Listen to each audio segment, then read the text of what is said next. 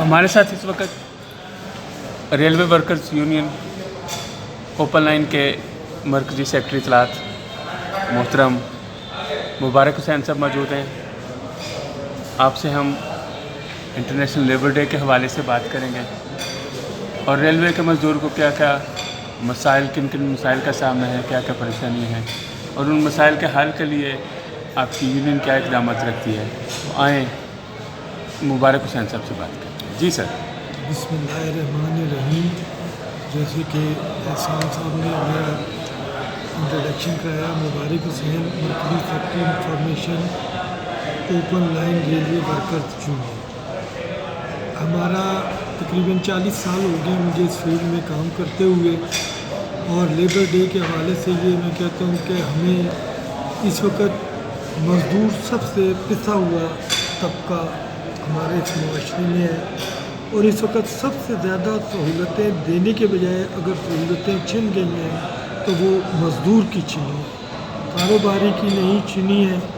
جو سرکاری پوسٹوں پہ ہیں, بڑی پوسٹوں پہ, ان سے نہیں چھنی ہے, لیکن یہ جو نیچے کا طبقہ ہے جسے ہم مزدور طبقہ, کلاس 4 طبقہ کہتے ہیں, وہ مہنگائی کی چکی میں پس گیا ہے اور اس کی زندگی کی تمام خوشیاں اور جو ارمان ہیں وہ پسپا ہو کے رہ گئے. 1 مئی کے حوالے سے ہم جو اس بار پروگرام کر رہے ہیں اس میں 78 کے قریب وفاقی ادارے جن میں افیکٹو امپلائیز ہیں, اس کے علاوہ پاکستان ریلوے کی طرف سے ہم یہ پروگرام کر رہے ہیں, ریلوے ورکرز یونین کے زیر اہتمام کر رہے ہیں.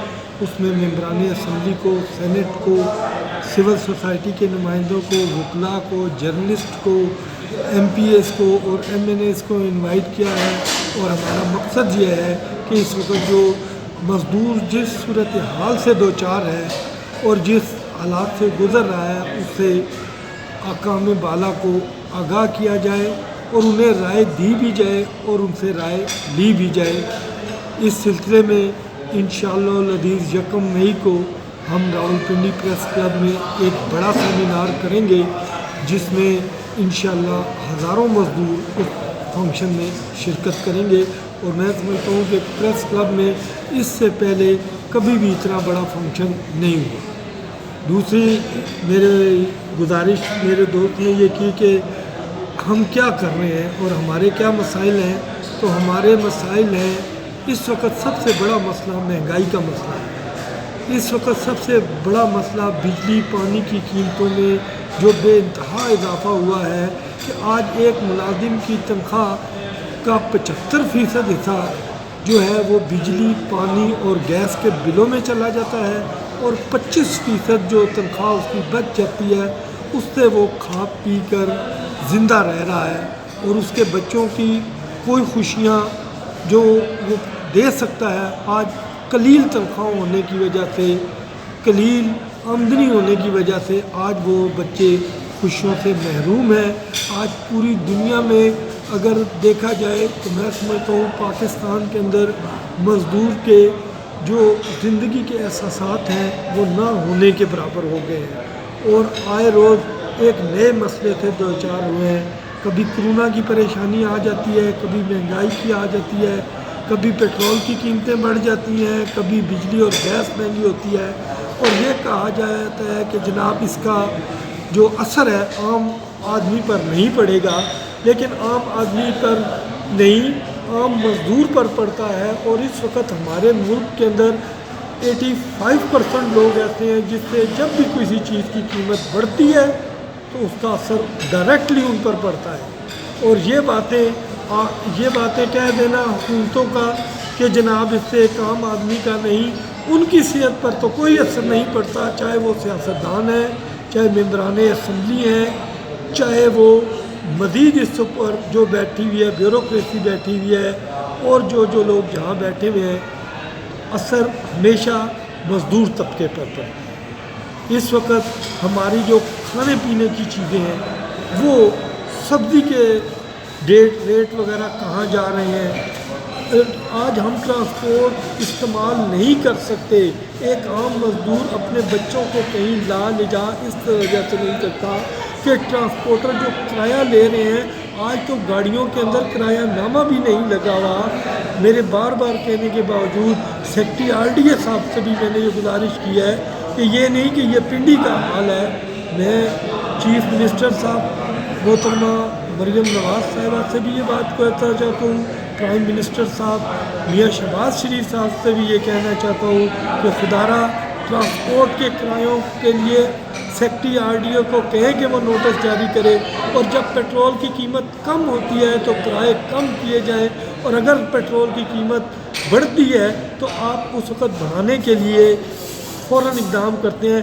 آج 10 روپے کرائے پر جانے والا ایک عام آدمی 50 روپے سٹاپ ٹو سٹاپ کرایہ دے رہا ہے, اور کسی گاڑی کے اندر یہ چیز نہیں, کرایہ نامہ موجود ہی نہیں ہے. اور اس طرح دونوں ہاتھوں سے غریب آدمی کو, غریب عوام کو اور مزدوروں کو لوٹا جا رہا ہے, اور ہم اس کی مذمت بھی کرتے ہیں. اسی طرح ریلوے جیسے ادارے کے اندر جہاں پہ کرایوں میں اضافہ ہو رہا ہے, مزدوروں کو سہولتیں دینے کے بجائے ان سے سہولتیں چھینی جا رہی ہیں, اور اب جو آنے والا وقت ہے وہ اس سے زیادہ خطرناک ہے, کیونکہ سنا جا رہا ہے کہ پینشن میں کمی کی جا رہی ہے, گریجویٹیز کے اندر کمی کی جا رہی ہے.